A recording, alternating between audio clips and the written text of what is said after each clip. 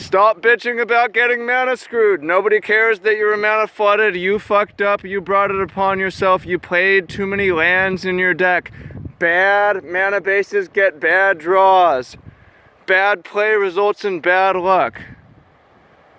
I'm sorry if that's mean, but that's the truth. If you come up to me in between rounds and say, Trav, I got super mana screwed and I lost and it sucks and there's nothing I could have done, I walk away from you. How is that helpful to me?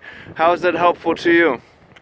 So let me tell you a story about the Pro Tour here where I identified how I could avoid screw and flood. And I will say briefly that, hey, the variance is a true part of the game. Luck is a big factor in the game. Yeah, okay.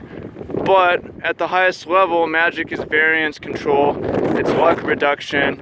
It is mana bases. You look at the Pro Tour, the top decks are the decks with the top mana bases because they're able to control variance and win and get away with it.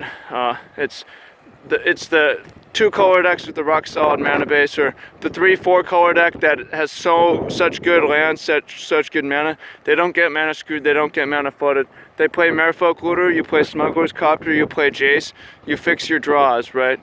There's chance, but there's so much you can do. So at the Pro Tour just now, and I've been drafting, what is it, Aether Revolt.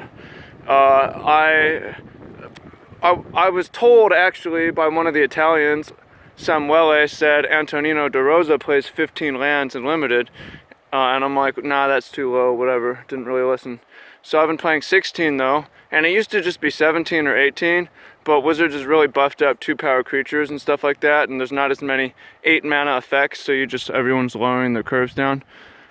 So I went 4-1-1 in draft. I'm 10-1-1 in draft in the Pro Tour right now, and I noticed that I was drawing way too many lands in Aether Revolt during the Pro Tour, right? Like way too many, and I was having nothing to spend my mana on.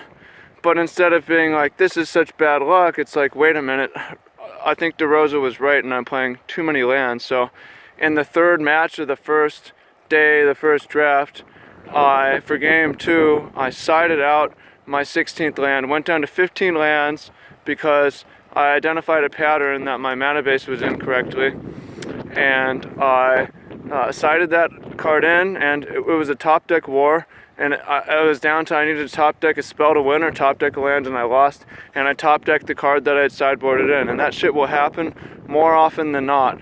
You know, variance. Oh my god, I had to top deck a land to cast Gearhulk and it came into play tapped. Well, you put a tapped land in your mana base. I'm sorry, buddy. Right? That happened to me. Well, we knew this mana base had problems and we signed up for this, so maybe we should have built a better mana base. We did talk about this, cutting this Vantage for a Plains, right? Oh my god, how are these draws so consistent for my opponent and so bad for me? Maybe it's because they're playing all man lands and always have something to do with their mana. They never get flooded. Everything in their deck has some mana intensive effect, right? So that's the key, is stop bitching about mana problems. Stop complaining about mana screw. It doesn't help you. It doesn't help me. It's annoying. We all want you to stop, really. But we're okay to talk about, am I playing the right number of lands? Is my curve too high? Is my curve too low? Do I have the right fixing right? That way you can actually learn and improve and win more. And sure, sometimes you will still not draw the right lands, but always think, what could I have done? We want to have an internal locus of control, not necessarily for everything. I know it helps a lot of people to think there's some sort of luck god looking over you, but for Magic, if we want to improve, or for anything, if we want to improve, say always, what could I have done better?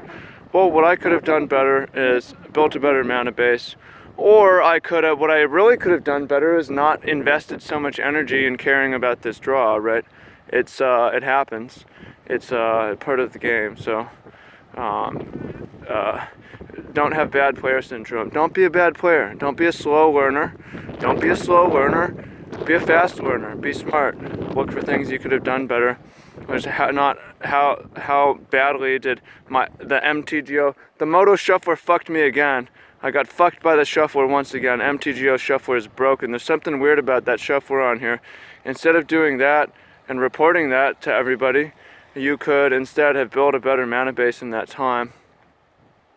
Or gone and done something that's not really based on luck, like exercise, physical training, where it's more of a guarantee. And your mistake was investing too much energy into your draws. So I hope you find that really helpful. I hope you find that useful. Welcome in, much love, Trav here. Welcome out, much love. We're in Ireland at the Giants Causeway. Really, really dope spot. And I look forward to seeing what you have to say in the comments. Peace.